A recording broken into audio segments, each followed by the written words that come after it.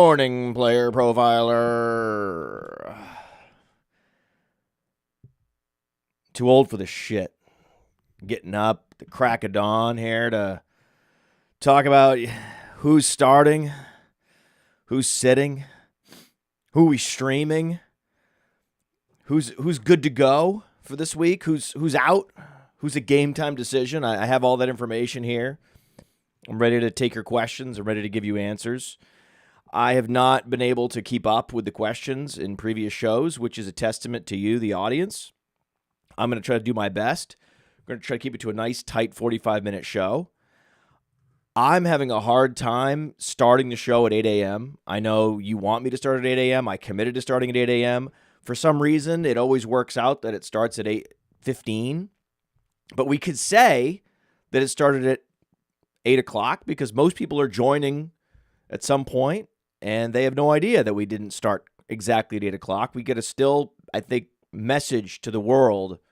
This is an 8 a.m. show. I'm going to keep doing whatever I can do to get this launched at 8 a.m. Power did go out at my house last night, and I had no alarm clock, and my computer had to be rebooted. There were reasons. So we might just give you the reasons every show why we didn't start exactly at 8. Whatever we're doing, though, it's earlier than everyone else. That I can feel good about. Let's get started. We have Lawrence or Darnold. I think that's a very easy one. This is all about Sam Darnold. Sam Darnold also will likely be facing Jordan Love. Jordan Love is being pushed to play. I don't know why they're pushing Jordan Love to play. What are they doing? Like, this is a knee sprain. Why are they doing this? I don't understand it. It makes no sense. He has established himself as the future of the franchise, a cornerstone. Why push it? Malik Willis is winning games. Just stick with Malik Willis for one more game. What's the problem? Get a little bit more of a look at Malik Willis. Malik Willis is developing, and there's no better way to develop than to actually play in games. Okay, they're gonna, but that's good for Sam Darnold. It's good that they're going to be throwing more, running less. That's what Jordan Love means, and that means there's going to be a faster pace of play, most likely, a more competitive potential shootout. We have Jordan Addison returning. We've got Justin Jefferson, the second best wide receiver in the league after Malik Neighbors. It's all about Sam Darnold this week, and Trevor Lawrence is a fraud. If this game shoots out, then, Jaguars, Texans could shoot out, maybe. But the game total's the same. The Vikings and the Jaguars game total is the same. And actually, the Jaguars have slightly fewer implied points than the Vikings this week. So if you're chasing a shootout, right, Jacksonville, Houston, you're just as likely to get a shootout, and there's almost the exact same projected amount of points to be scored in either game, especially by either team. So then it comes down to, okay, if it's not game situation, which quarterback is playing better, which quarterback has better weapons. Also, Trevor Lawrence has no Evan Ingram. Evan Ingram out with his hamstring injury. It's a pretty serious hamstring injury.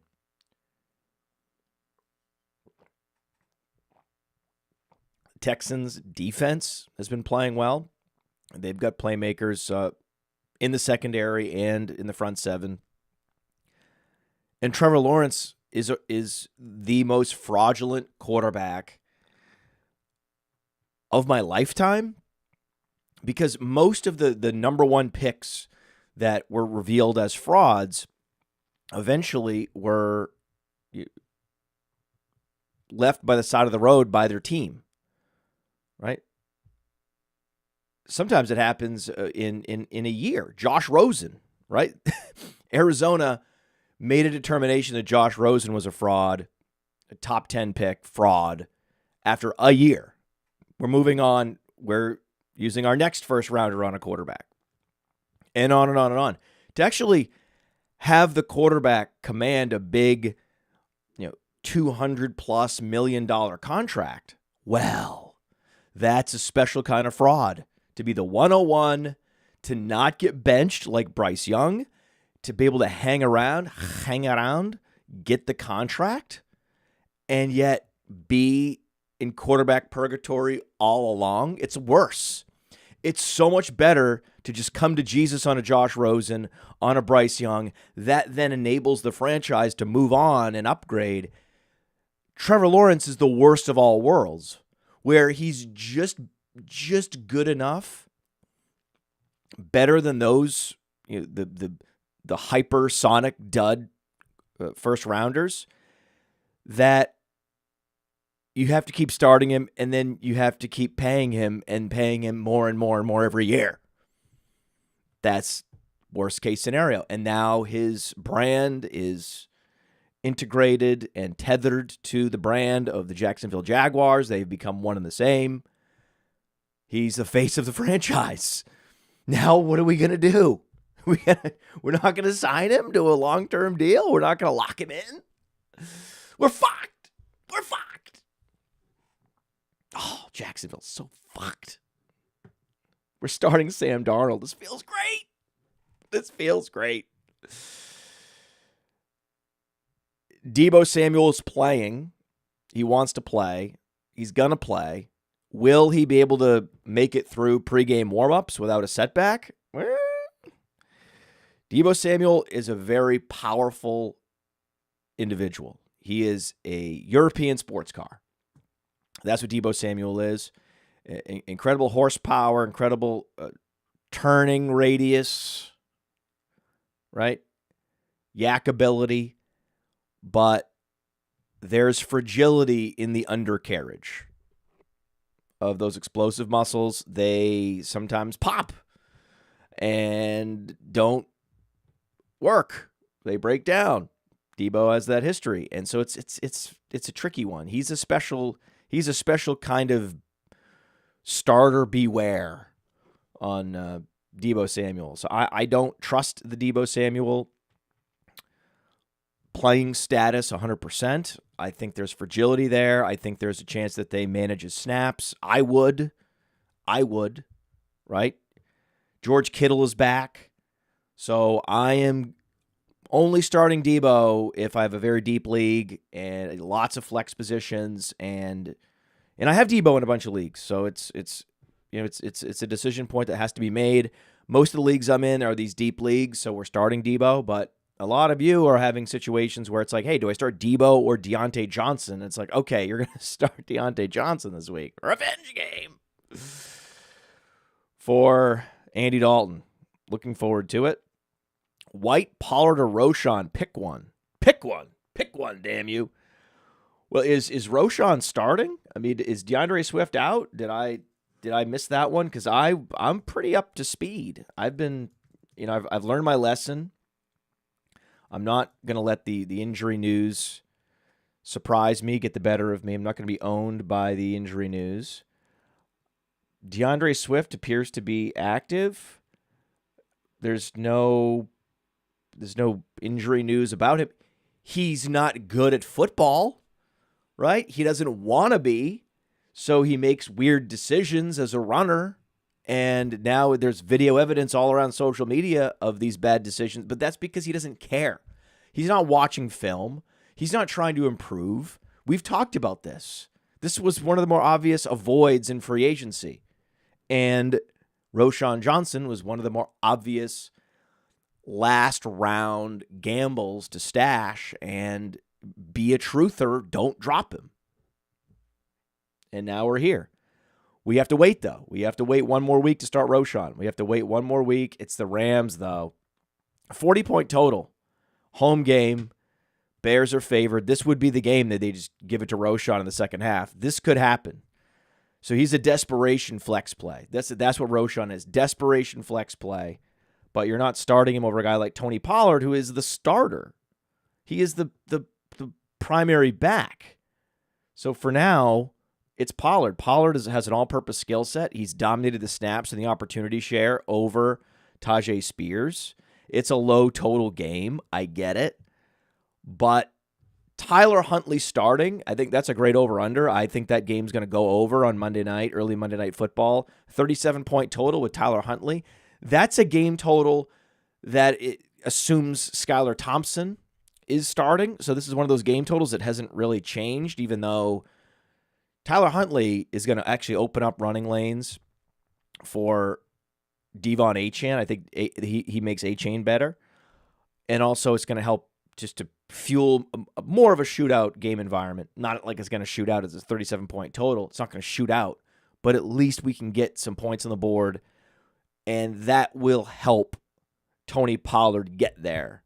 So the answer is Tony Pollard, but I love the question. I love just throwing Roshan out there. Rashad White, I don't know what's going to happen. I know I'm hearing that he's sick and questionable, and then Bucky Irving also has a hamstring injury that he picked up at some point, and now he's questionable. The Bucs are at home against the Eagles. I think you're more likely to play if you're sick and you wake up Sunday morning and you just got your way through it. I think it's very close between Pollard and Rashad White.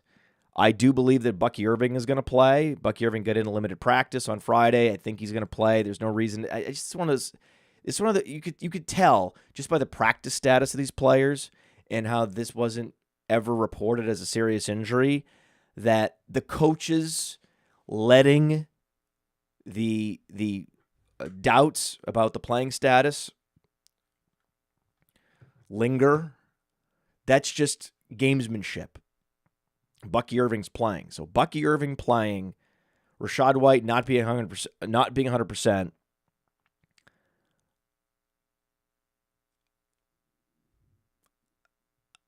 I'm going Tony Pollard. I can't believe I'm doing this. I can't believe I'm doing this.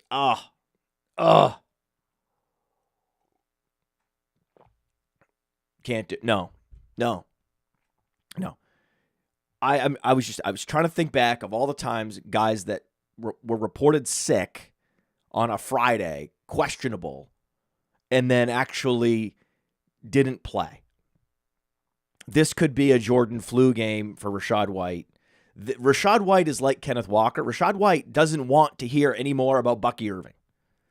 This is a prove-it game for Rashad White. He's going to play, and he's actually going to score more fantasy points than Tony Pollard. The answer is actually Rashad White.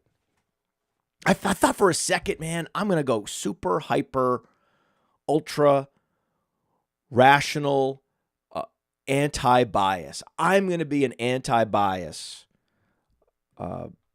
analyst, right? I'm going to be an anti-bias evangelist.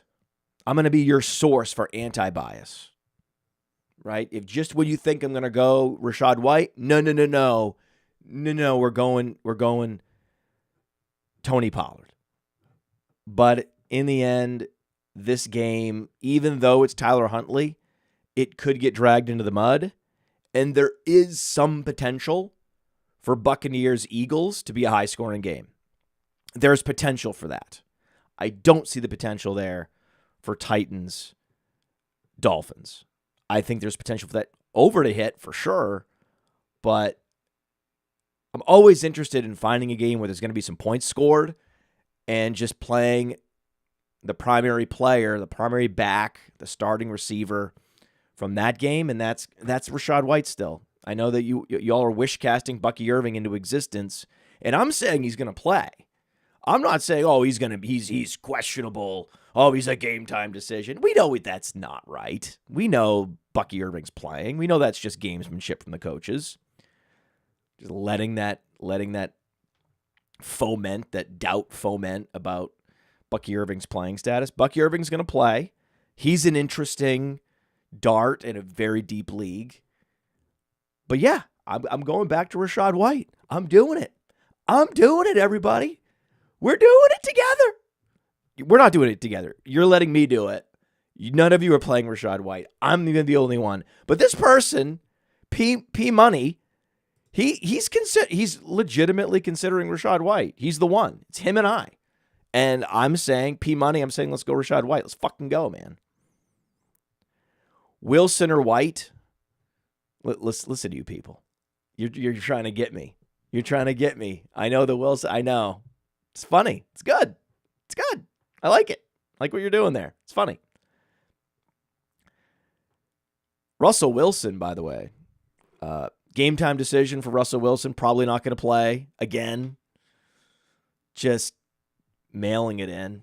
I think he doesn't want to play football anymore. I think that Russell Wilson, having just lost his job to Justin Fields in the most pathetic circumstances, where he was bequeathed the job, he was the veteran. You know, the Steelers, like, they have one of these super conservative organizations that they're going to at least let Russell Wilson start week 1 if he plays well, see what happens.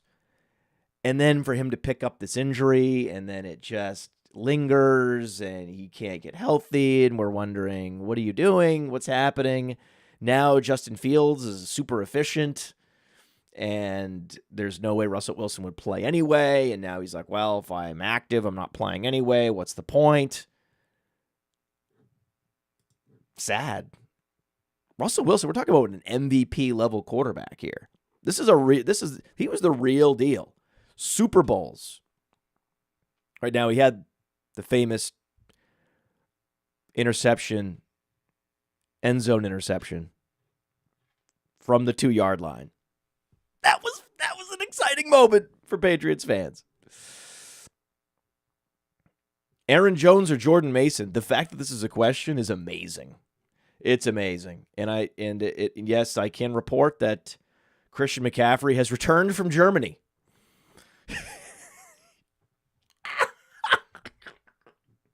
So bad. So funny. It's so funny. The thing about Christian McCaffrey is that very few people were overweight.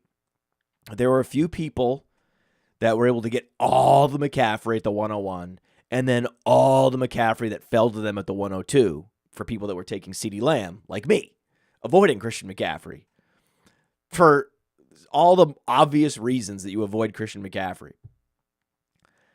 And so those people, that's the thing.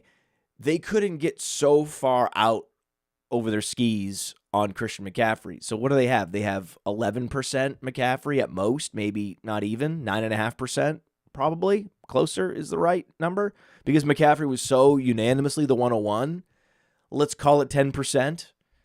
That's the most you have. Some of these people that really knew what they were doing, we're heading into this season with like 30% Malik Neighbors. Malik Neighbors is visiting Germany for Achilles tendonitis. Then, we're feeling much worse than anyone. The fact that everyone was just delusional about Christian McCaffrey actually saved everyone who was delusional about Christian McCaffrey, because you all locked arms and were delusional about Christian McCaffrey together, and then saved each other by just constantly drafting him at the 101. Just idiots.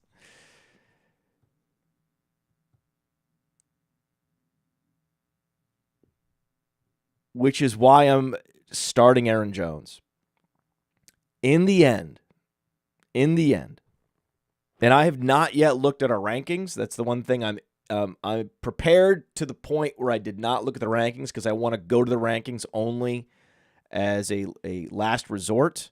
I was mocked last time on the last show for consistently going to the rankings and leaning on Evan, Billy, and Bradley and EBB.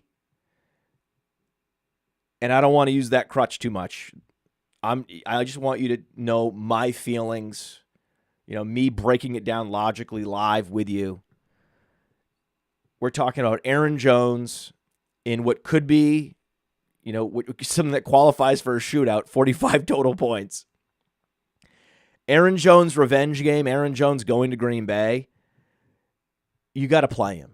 You have to play him. Even though it's a great gift to get Jordan Mason, that's not necessarily a game that's going to shoot out at all. Maybe it's a blowout. 49ers are favored by 10, but the game total is only 40.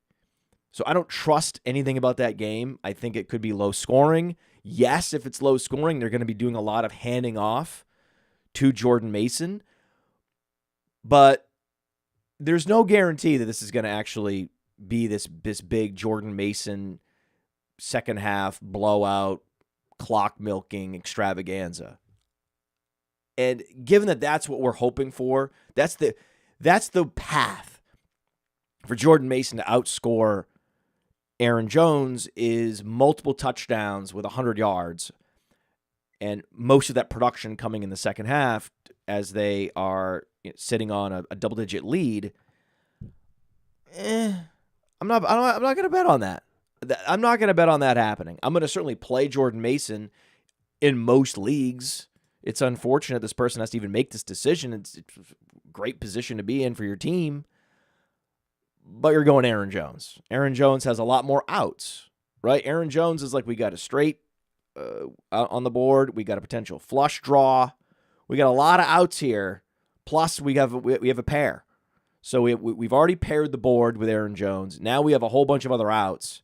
With Jordan Mason, we really got to get those touchdowns. And it's okay, that's Aaron Jones right there.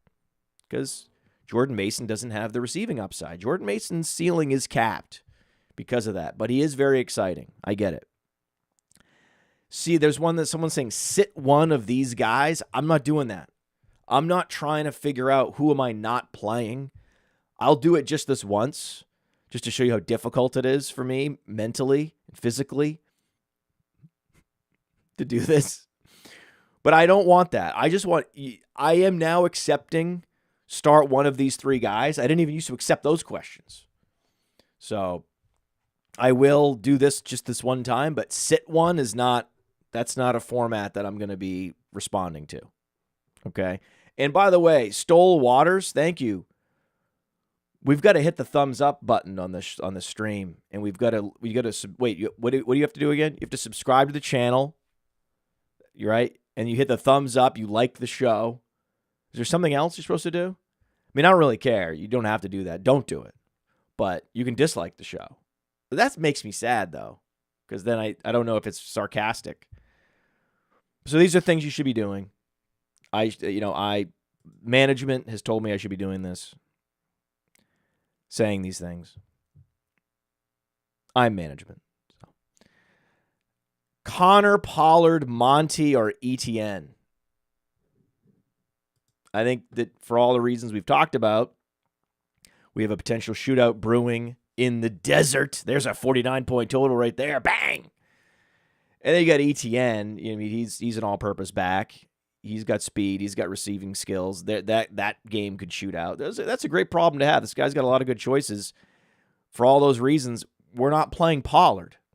I like Pollard, and there are going to be situations. I'm sure there are going to be situations, Pollard-related questions down the board where we're going to say play Pollard. But the game environment is bad for Pollard. We're not playing Pollard unless there's worse options, which there very well could be. Waddle, Flowers, or Shakir? I can buy myself flowers.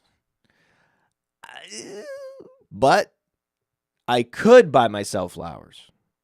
Could buy myself flowers. Could write my name in the sand. I could talk to myself for hours, as I do on this show. Say things that no one understands.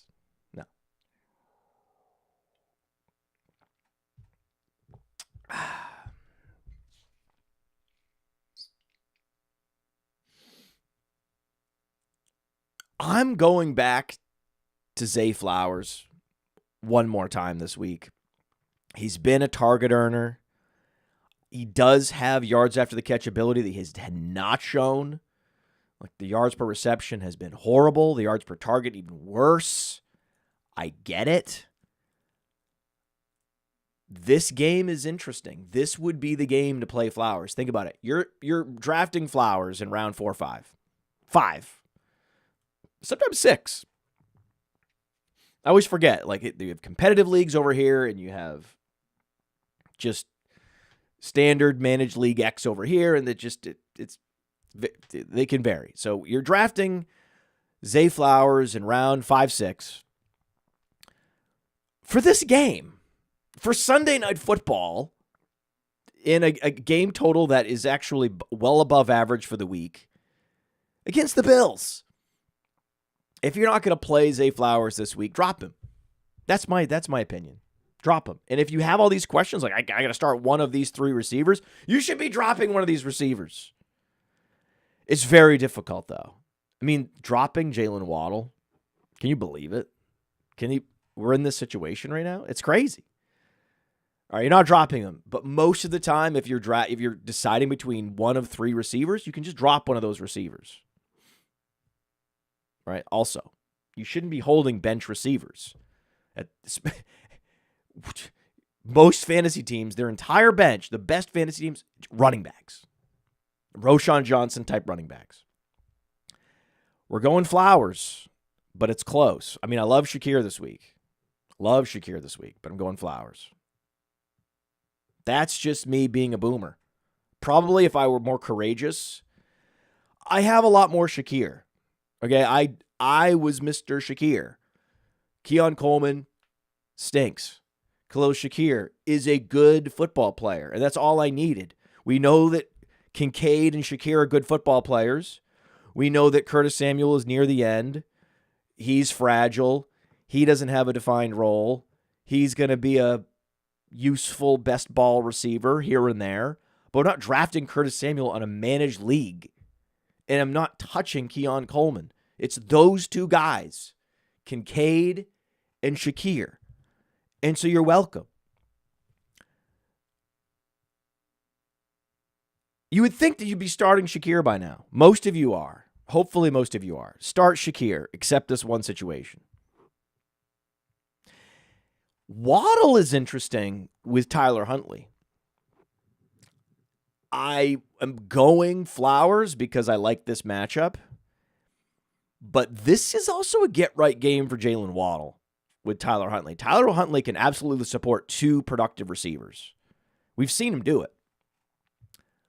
It's interesting. I'm thinking Waddle is a sneaky play this week. You got to go deeper, I know. But Waddle's sneaky this week.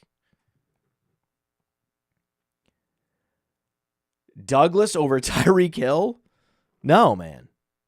Pop Douglas over Tyreek Hill? Trey Tucker's interesting. No Devontae Adams. Trey Tucker is interesting. Trey Tucker's more interesting than Pop Douglas. There's no implied points. The Patriots have no implied points. Can't do it. You got to wait a week for Pop Douglas. I'm going to start Tyreek Hill. The fact that that's even a question. I mean, there's another one. That was another hard avoid in the first round. Avoid Christian McCaffrey. Avoid Tyreek Hill. Why am I avoiding Tyreek Hill in the first round? Remember? Because I don't draft field stretchers that are 30. I mean, I hated using the name Deshaun Jackson, but it comes to mind. It's not the fantasy production. It's the cliff that these speed receivers face at age 30. Not to mention the fragility of his quarterback, which everyone forgot about. So my take was I'll draft all the Waddle in the fourth round, and then you guys can have your Tyreek Hill in the first round. That's fine. That's a deal I'm doing all year. That was a great arbitrage. Waddle was the much better value than Tyreek Hill, and I'm not drafting. And I did this at the FSGA. Remember? Everyone was surprised. Oh, the Podfather didn't draft Tyreek Hill. He drafted Amon-Ra St. Brown. Yeah, I did. And now the question in the Starter Stream show for week 4 is, should I start Pop Douglas, Trey Tucker, or Tyreek Hill? And everybody was like, oh, this is a hot take by the Podfather. He's going to Amon-Ra over Tyreek Hill. And I'm like, that's because, see, I wanted Tyreek Hill last year. But we wanted McCaffrey last year. See, this year we're drafting the players we want this year.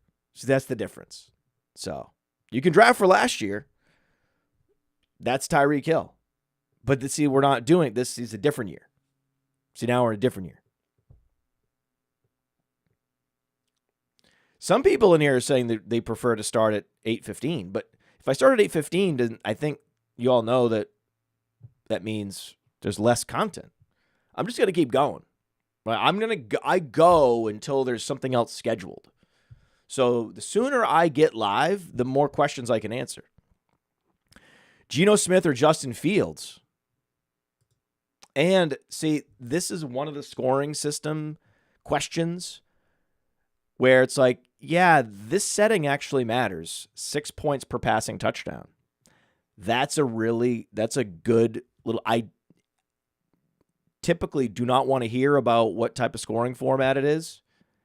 And I'm really not going to be that interested if you're trying to tell me this is a standard scoring. Like, I'm not going to answer that. Very few people are in standard scoring now.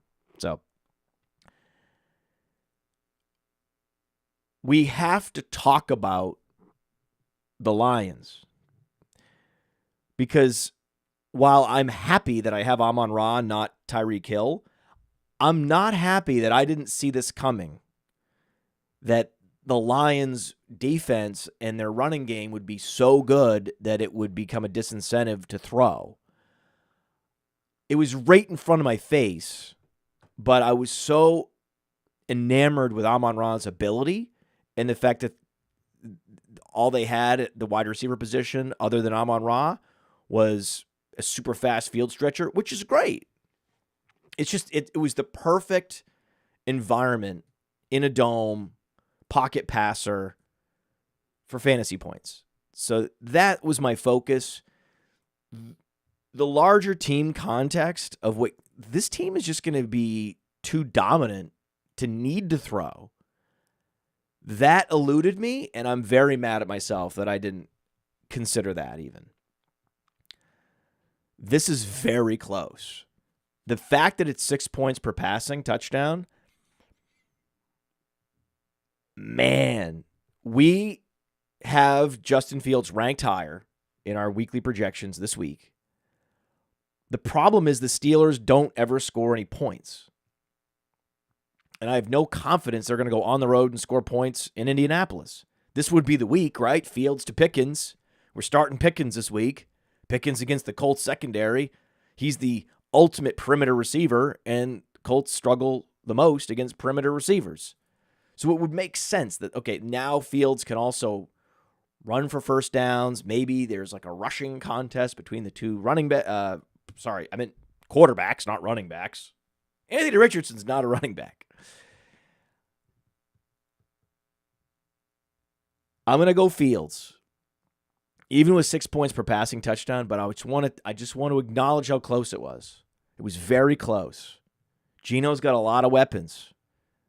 Geno looks good this week. Geno's a strong start this week.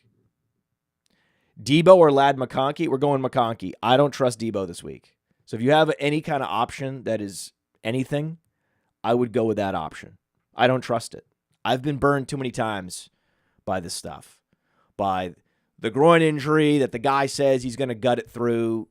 So the one guy who has the soft tissue injury, who's coming back a week ahead of time, the one guy I trust this week is Kenneth Walker. Because Kenneth Walker saw what Zach Charbonnet did, 25 fantasy points last week, and he said, oh, no. Oh, no. Right? See, these abductor abdominals, they're scary, and I'm surprised. But I like Kenneth Walker this week. I like Kenneth Walker, period. Right? The Lions defense is becoming a problem, but I'm still playing Kenneth Walker. Oh, yes. I'm not scared of Zach Charbonnet. The coaches saw what Zach Charbonnet is. Zach Charbonnet is what Zach Charbonnet is. He is Vikings Alexander Madison. That's what he is. Dalvin Cook goes down. He comes in, gets all the touches, gives you 3.9 yards a carry, gives you a couple dump-off passes, scores touchdowns when his name is called, and puts up 25 fantasy points, but no special efficiency metrics at all. That's Zach Charbonnet. Kenneth Walker's different.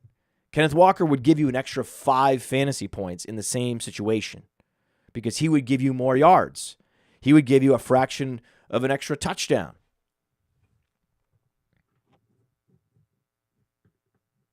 So I'm playing Kenneth Walker. We have Kenneth Walker in the Kings Classic. You all know that we were drafting Kenneth Walker. We're playing Kenneth Walker this week. We're playing him. Cam Akers or Roshan? Wow. I'm going Roshan there.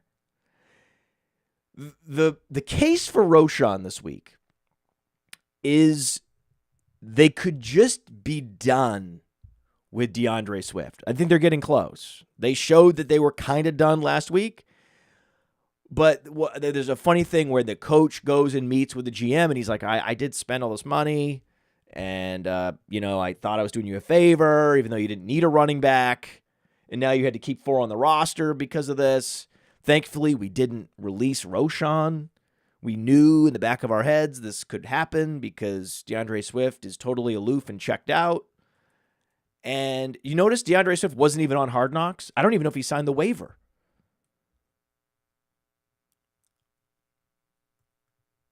Maybe it was a Marvin Harrison Sr. that signed it.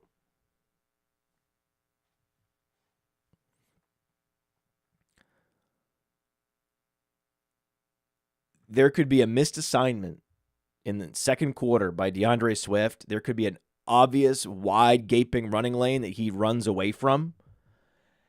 And then that's what does it. Eberfluss has had enough. Eberfluss is maximum flustered at halftime. And he's like, Roshan, just do your thing.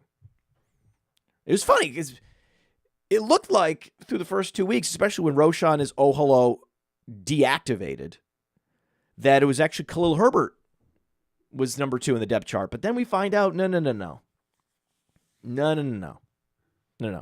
Roshan, love him.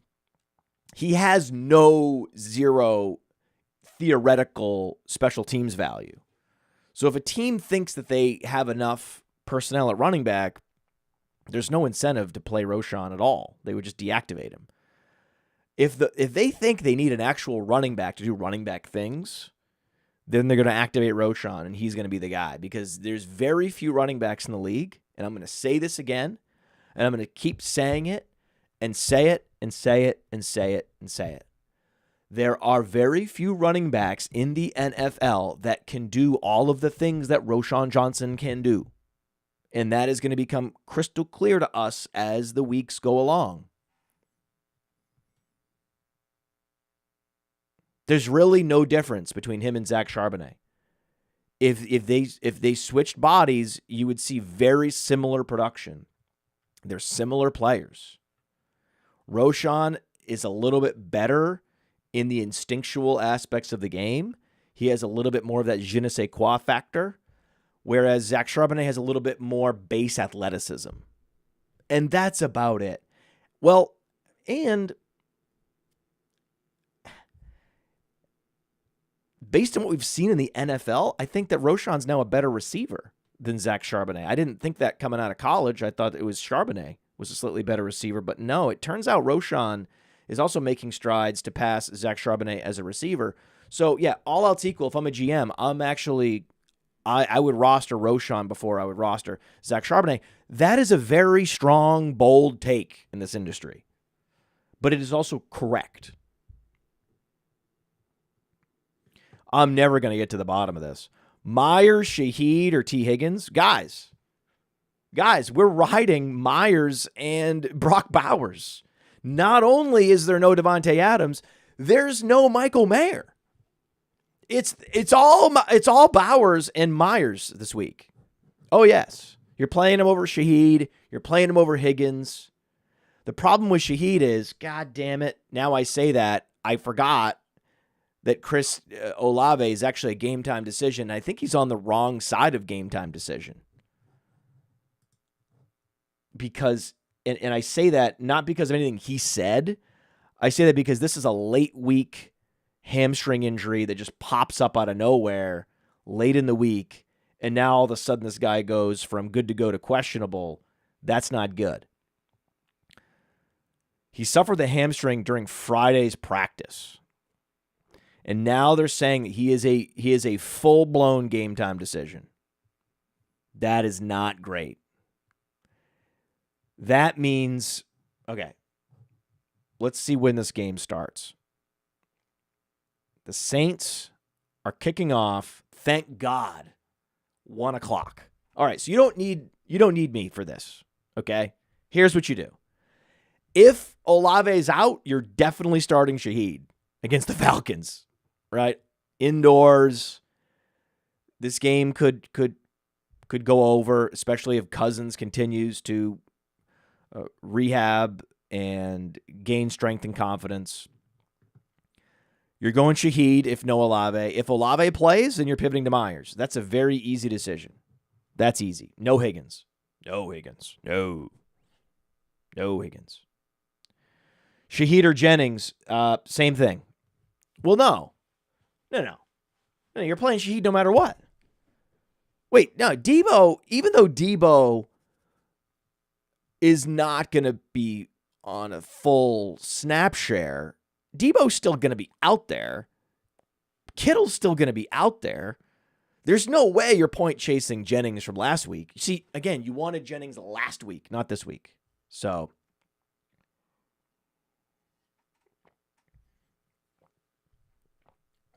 Shaheed easy. Easy.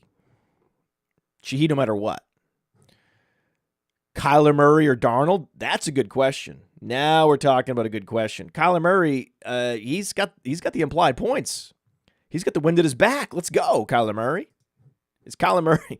I mean, this is going to be a great game. Washington, Arizona, great game. Yes, bedhead. Yes. It's hard for me to get better bedhead than I have this week. This bedhead feels... See, this is real bedhead. This is not fake bedhead. I could make my hair really crazy bedheady. Like, I could do this. I could do that. But that just would be artificial. That wouldn't be real. Come on.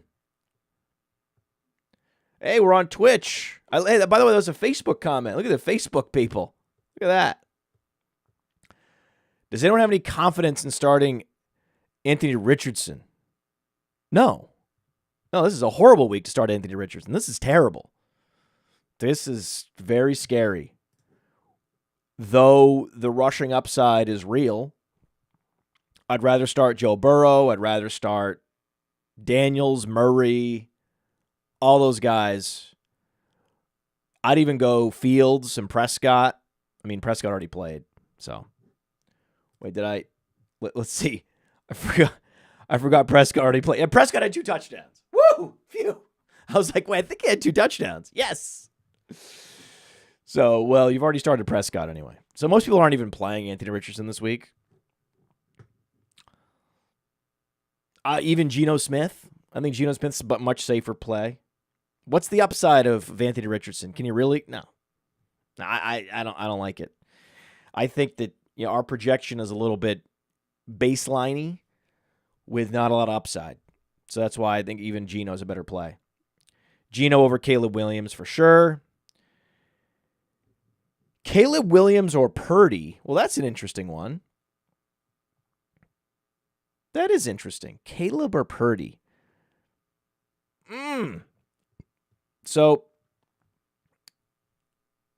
49ers, you got to think they're going to be sitting on a lead. Purdy is getting his weapons back. Caleb Williams against the Bears. The Bears they get the Rams at home. This game could absolutely go over. But also the Bears could get out to a lead, crush the Rams. The Rams have no weapons, no answers. Think about who's Matthew Stafford going to throw to against that secondary? Demarcus Robinson? Right? So that game could really get dragged into the mud. It looks on paper. This is one of those paper tiger game situations where it's like, this has got to be the week. If you're going to have Caleb Williams, you got to play him against the Rams at home, right? Well, the problem is the Bears defense could really make this game unfortunate, right? So that the Bears defense could really do to the Rams what the 49ers defense is probably going to do to the Patriots. So therefore, just go Purdy. Just go Purdy. Don't overthink it. Just go Purdy. Brian Thomas or Ramondre Stevenson? We're going Ramondre Stevenson. We go with starting primary backs. I know Antonio Gibson's been getting in there. Tony Gibson's been getting in there. More than we want. if you're a big Ramadre fan. But Ramadre's had some games where he had huge opportunity share. They do lean on the run. It's going to be one of those games where, yes, they might be down 10 points, and they're still running Ramadre Stevenson. So just play Ramadre. Yes, you're starting Hurts over Darnold. Okay, that's where we draw the line. It's got to be Hurts, right? And some of you are starting Debo. I get it, man. I get it. It's fine. Hey, we got a super chat in here. Let's answer that. Jaden Reed from Monty or Ford. Is that a fair trade? I think he's saying he gets Jaden Reed for Montgomery or Ford. Is that a fair trade? What about Moss and Reed for Monty and Tank Dell? Well, yes, I would definitely take whatever deal you have to take to get David Montgomery, you get David Montgomery. And if you have to also get Tank Dell, that's great. Tank Dell's a great buy low right now. Rashad White or Alexander Madison? Hilarious stuff, guys. Rashad White, come on. Spears or Madison? Whoa. Is Zamir White out? Did I miss that?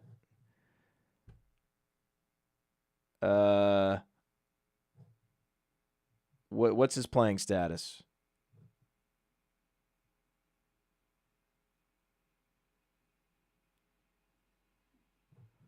I don't know. Zamir White is playing. So I don't know why anyone's thinking about Alexander Madison. I don't see anything about a Zamir White injury. So no one's playing Alexander Madison.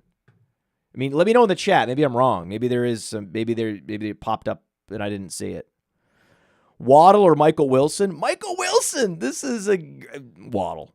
We're going Waddle. I wanted to say Wilson there. I couldn't do it.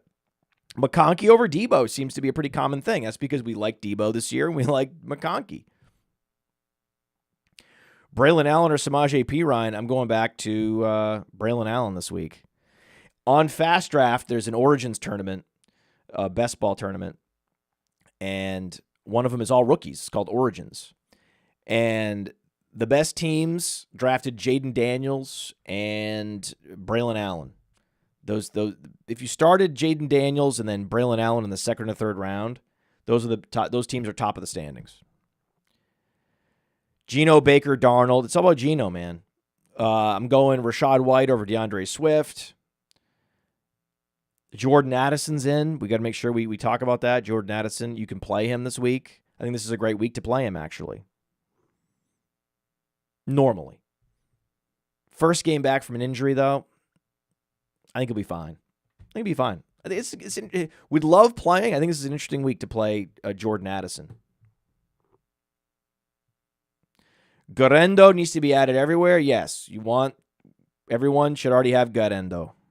No one here, everyone, promise me you're going to check and see if Guerrero is available.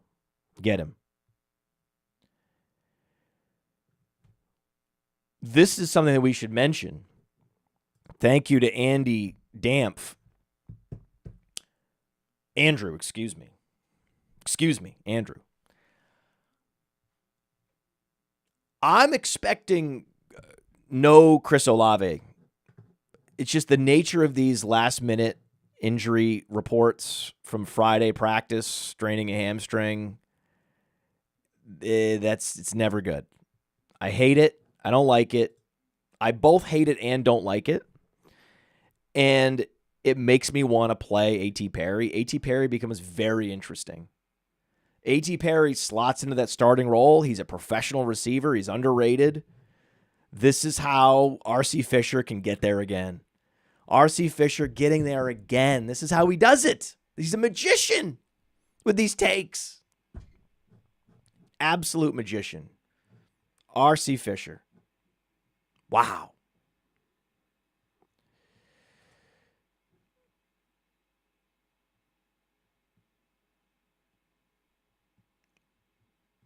Now the reports are Devontae Adams is going to be out for an extended period of time. Whoa. Another problem with starting Brian Thomas this week, Gabe Davis is expected to play. Yep. Yep. Yep. Yep. Yep. Yep. Yep. Olave, though, true game time decision. True game time decision. Trey Tucker over Jonathan Mingo? Absolutely. This is Trey Tucker week, baby. If there's no Olave, this is also A.T. Perry week. We're talking about teams that are going to need to throw. Their running games are stagnant. Well, not the Saints, but we know the Raiders' running game stagnant. They're going to have to throw. Trey Tucker, man. I don't need to talk you into A.T. Perry, but Trey Tucker, man, A.T. Perry or Trey Tucker, that'd be a good question. Someone should ask that question.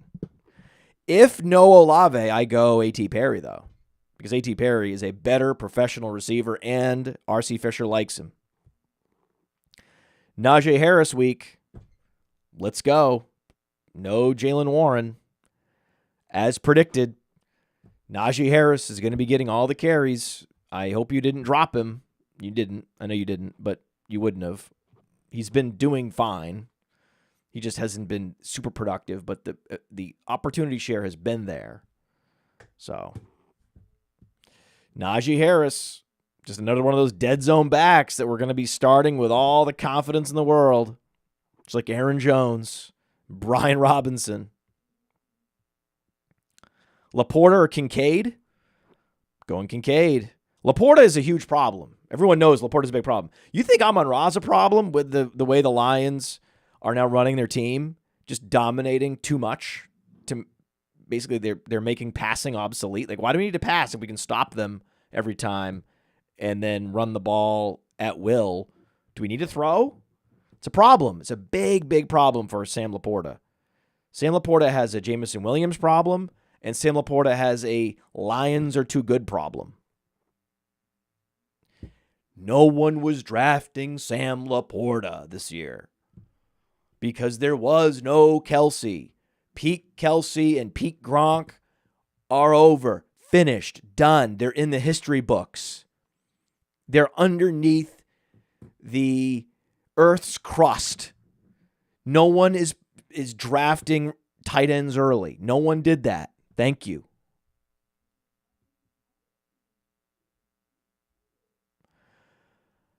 I suspect Mixon's going to be active. He got in that limited practice. And so, yes, if Mixon is starting, if Mixon is active, you have to play him. Play him over Amadre, play him over everybody. Yes, Purdy over Caleb Williams. We've talked about this. Caleb, that is a fake great matchup for Caleb Williams. And you can blame the Bears defense for making that matchup not what it seems. Jordan Addison over Jawan Jennings, absolutely.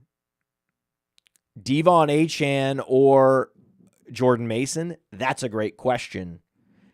And I do love Achane with a mobile quarterback. I think that's going to make him more explosive. The game total is still horrific. The game environment for Mason is great. The reason you have Achane is because he has those explosive runs and he can score long touchdowns. And now this year, we're like, oh my God, he's also catching a lot more passes than we were ready for. But that was Tua. We have to see whether Huntley is going to throw to the running back the way Tua did. I suspect he's not. He's going to be more likely to pull it down and run some of those. So the target share for Achane with Huntley is going to go down. There's going to be fewer big plays with a sort of a condensed offense with Huntley. And those things that'll be a drag on Achane. And that's the reason why I'm starting Mason.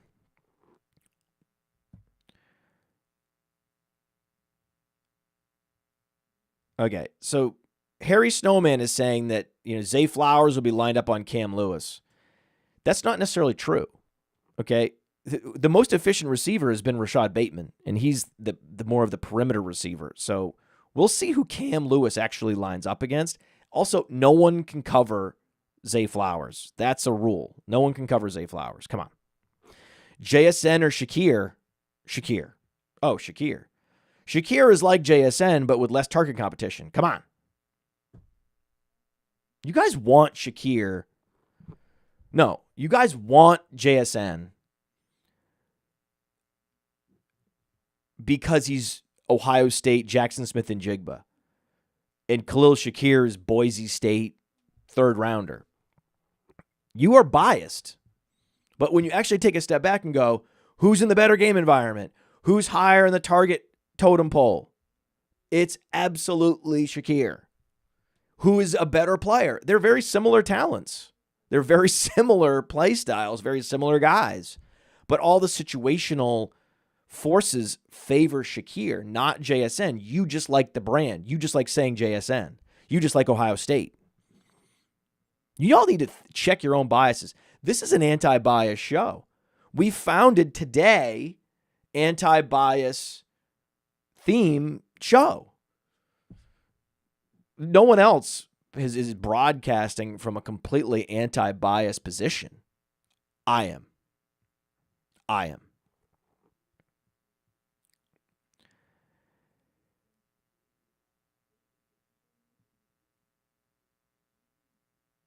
Garrett Wilson, Akers, Kirk, or Olave.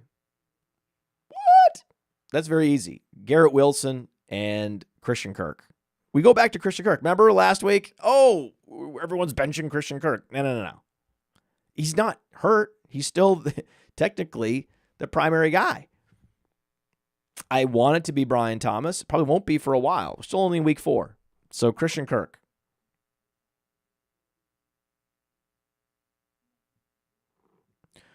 Who's my big flag plant player? Well, I did a video for our must starts this week for George Pickens. So Pickens, Deontay Johnson was my big flag plant before now that he has this groin injury that he's what they used to call probable. That used to be a thing, probable. But if you're going to be in the Millie Maker and you're going to try to put a guy down, I would, if you're looking for a min salary wide receiver on DraftKings, a full PPR format, I think you got to look to the Eagles. You gotta take a stand with the Eagles. You got to say, listen, I'm riding Jahan Dotson, I'm riding Paris Campbell, somebody. Right? You could even go like a chalk pick, like a Dallas Goedert, and just say, hey, there's no really such thing as chalk tight ends very often. Dallas Goedert might be the exception this week, but here's what I would do. In the Millie Maker, okay, there's going to be a chalk Dallas Goedert, and I believe we have this on the website. So let's see what the salary and projected ownership is for Dallas Goedert this week. DraftKings, it is 16.9%. So if you all go to Player Profiler, okay, so again, what I like to do is to help teach you all how to fish, as well as fish with you. So we're going to do this together. We're going to go to Player Profiler, okay?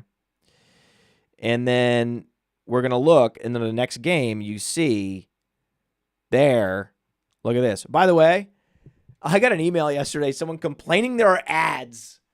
Do you realize how few ads there are? God. Embarrassing. So, 16.9%. Thank God for Dallas Goedert. I have a rule that I don't ever play the chalkiest tight end, especially if he gets over 15%.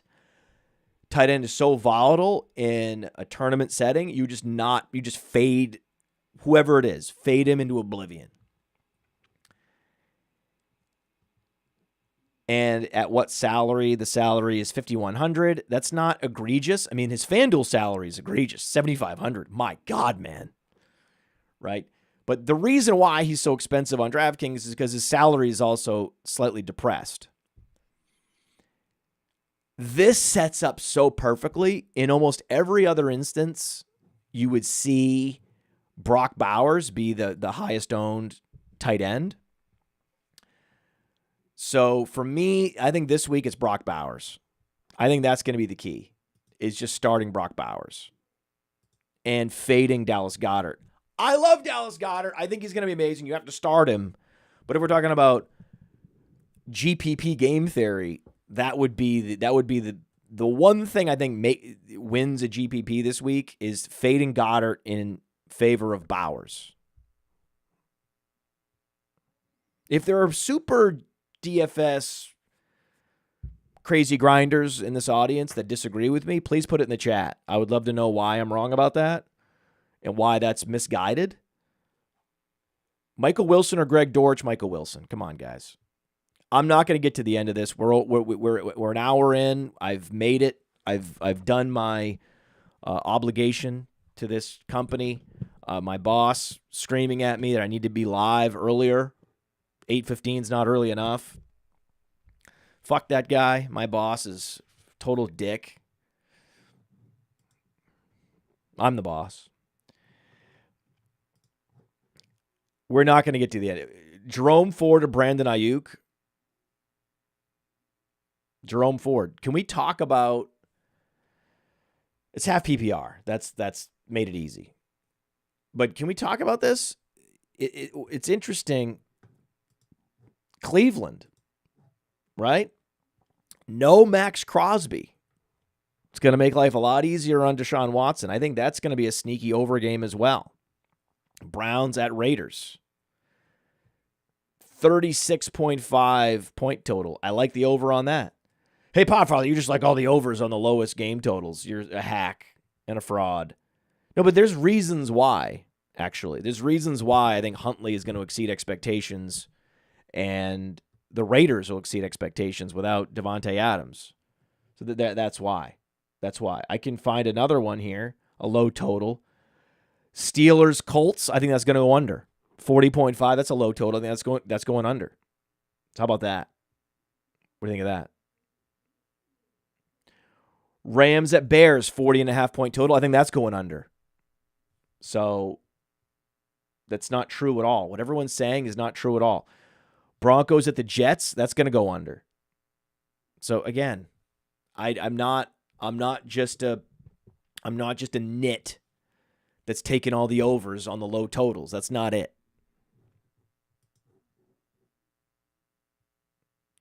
Walker or Moss? Dude, Kenneth Walker this week, people. Get on board with Kenneth Walker, man. Kenneth Walker. Every time I'm seeing Kenneth Walker. Ramondre Stevenson or Debo? Stevenson. Go with the running back. All else equal, go with the running back. McLaurin or Jerome Ford? See, I love Jerome Ford this week. I think Jerome Ford's going to have a great week. I think that game's going to go over. I think this is a nice little Jerome Ford week. No Max Crosby. I think that also helps the running game.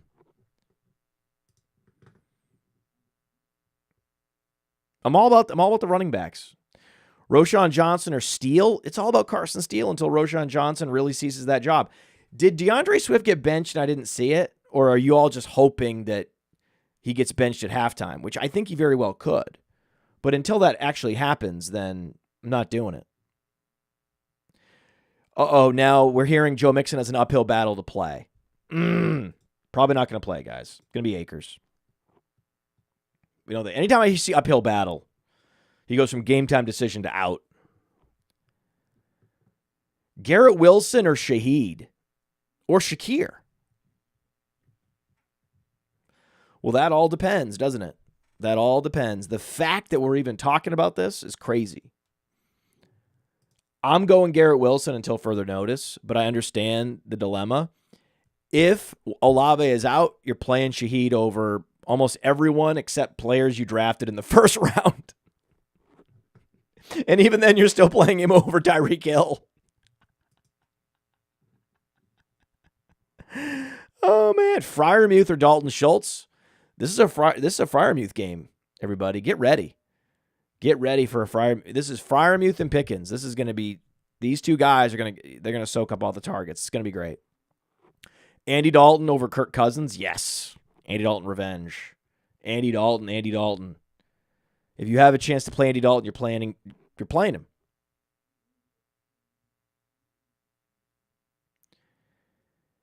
Anthony Richardson or Andy Dalton? Oh, now we're really getting into it. Now it's a question. There I go, Anthony Richardson. That's really the line. That's the line. Justin Fields, Anthony Richardson in our rankings. You can check our weekly rankings. That's the line. I would boost Dalton up to pretty much into that tier and play Dalton over Caleb Williams. Play Dalton over Jordan Love because Jordan Love's not 100%. Play Dalton over Will Levis. Those are the few where the Podfather is contrarian over the rankings. If you want to go with the Podfather over the rankings, that's when you would go. That's when you would go Andy Dalton against all those choices. Tyler Batty is taking over the backfield. Maybe. I hope so. I'm rooting for him. Undrafted satellite back. He's probably the best all-around running back they have. He's got an all-purpose skill set. Better, yes, I dare say, better than Jaleel McLaughlin. Jaleel McLaughlin's a slasher, but he's not the all-purpose satellite back that pass catcher that Tyler Batty is. Tyler Batty was a target magnet at Missouri. You go in Braylon Allen over guys like Michael Wilson until further notice, but be prepared for Michael Wilson to make some noise this week. I can't believe I just said that. I'm going to cliche alert myself. That was really bad. Wow. Make some noise. Cliche alert! Cliche alert! Cliche alert! Cliche alert! Cliche alert! Cliche alert! Gross cliche.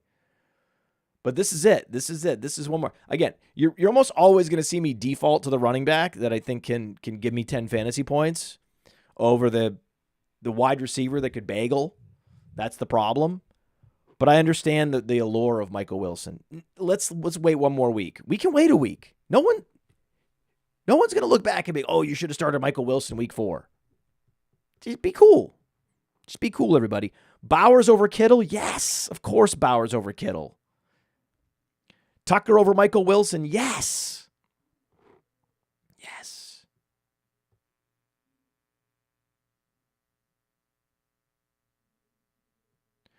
Wait, did I hear that, is A.T. Perry healthy? Oh, man, maybe it's possible A.T. Perry's not even healthy. I could have been wrong about that. Someone in the chat is saying A.T. Perry's not healthy. That could be one of those guys that went to IR. I didn't even know about it. And so I have to Google it now. This is one where I did not see anything about A.T. Perry. Assumed he's healthy. Maybe he's not. Oh, no. Oh, he's ruled out. Oh, my God. A.T. Perry's ruled out. Oh, God. I missed it. Oh, I missed it. Oh, no. I'm glad we were able to set the record straight. Everyone that was listening earlier and didn't see the little red cross next to A.T. Perry, I totally missed this. You know why I missed this? This is why I missed this. Because A.T. Perry's injury predated Olave's injury, so it just didn't come across my radar. Had they been ordered had it been Olave that picked up the practice injury first, then I would have noticed. You see? That's my excuse. That's my excuse. Thank you, everyone, for letting me know and so we can correct the record. I'm so glad we could correct the record. I was an idiot talking about A.T. Perry. I didn't actually think that we were going to start him this week again unless it was super fringe. But still, it would have been cool to see him. What a bummer. Dude, what a bummer. And bad for R.C. Fisher. This guy finally has an opportunity to seize everything he ever wanted in that one moment. He could capture it or he could let it slip. He had his moment. Olave's hurt on Friday. But as it turns out, no, the day before, A.T. Perry also had a hamstring injury. What? I mean, that is some shit luck. Oh, my God. He had everything he ever wanted in that one moment. Olave pulls up lame at the practice, but he looks over and there's A.T. Perry like, hey, I'm over here too. I'm not playing either. What a bummer. Oh, my God, what a bummer.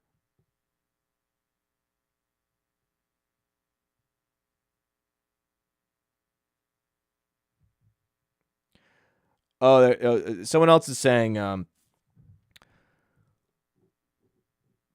there's no way that Bateman is going to match up with anyone that's going to overlap with Zay Flowers based on slot percentage. We'll see what happens, guys. We'll see what happens, okay? I understand. I get it, right? Bills have good slot corners. I understand it. We'll see what happens. We'll see what happens. There's no guarantee. And since when did a slot corner is this a thing? Right? That slot corners will erase great receivers. Maybe, but somebody put it in the chat. Okay? I'm curious. I'm intellectually curious about this because to me, a guy plays slot corner almost exclusively because he's not good enough to play on the outside. It's like I'm undersized or I don't have the athleticism, so they put me at slot corner. And I could be an excellent slot corner, but this is one of the things that frustrates so many people about, PFF grades is they inflate all of these slot corners with their PFF grades. And that's why we have metrics like coverage rating on Player Profiler, which factors in like target depth and factors in the pass breakups and the difficulty of the ability to minimize the separation, right? On the outside, you get a premium there. It's so much easier for a slot corner, right? So the idea that, this is one of the higher PFF graded slot corners, and therefore Zay Flowers needs to watch out. I'm not there. I'm sorry. I can't do it. Right? That's not typically anything that ever matters. Okay? If you put your best receiver in the slot, even if it is the highest PFF graded slot corner, then like we have Rasul Douglas matching up with Zay Flowers this week. Who knows? Right? We don't even know what's going to happen. If you believe or are making a start-sit decision based on the quality of a slot corner who is already an inferior asset to a defense, then you're doing it wrong, okay? And you're getting fooled by PFF that is just grading players based on individual events on the football field out of context. That's one of, if put this in the chat, put this in the comments. Is there something even worse about PFF than the fact that they inflate the grades on all the slot corners? Because that's been a frustration for 10 years with PFF.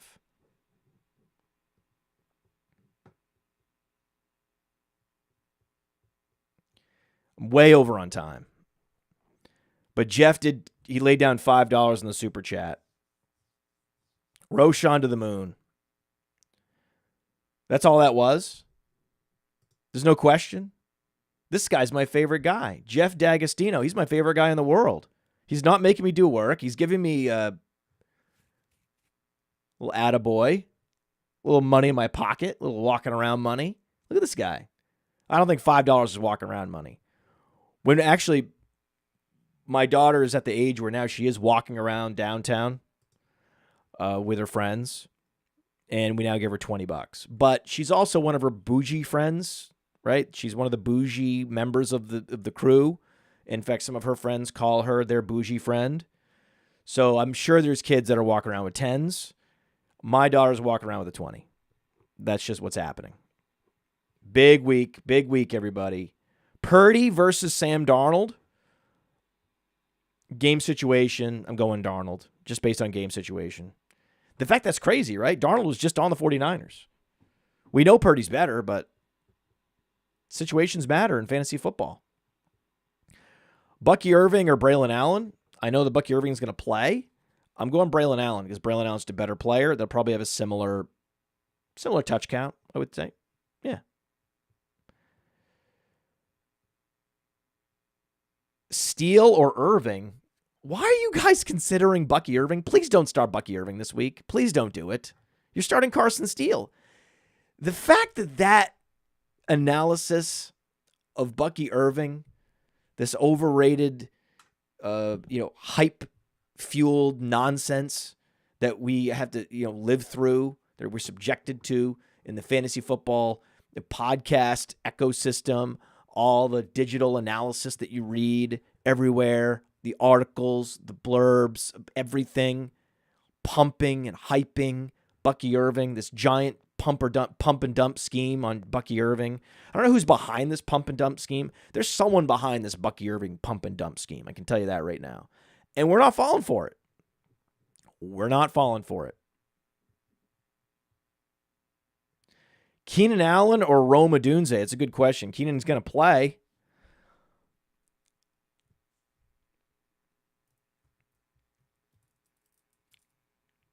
I'm going Rome. Rome's one of the leaders in air yards in the whole league. I'm going Rome Odunze over Keenan Allen. Rome Odunze is the alpha receiver for the Bears. It's not even DJ Moore. Has this been said yet? This is a thing that people need to know and hear. Odunze is the best receiver on that team, and DJ Moore is phenomenal, and Keenan Allen's amazing. But that's how good Rome Odunze is. This guy wants me to pick two: JSN, Mooney, McConkey. Well, it's JSN and McConkey. Mooney is a fringe desperation play. If you already played Neighbors, DK, and Rice, I mean, you already have Neighbors in the bag. You don't need Mooney. You don't need to take a chance on Mooney. And you need to see some arm strength from Kirk Cousins before Mooney can be unlocked anyway. Mark Andrews might be dust. Early tight end.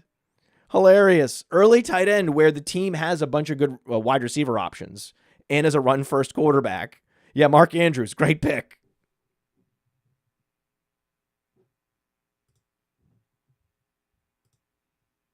Hey, I want to thank you for being part of this broadcast. If you have any thoughts on it, leave a comment. If you enjoyed it, make sure you leave a like. And if you want to see more shows on the Player Profiler channel, subscribe to it. That's how we know you want more.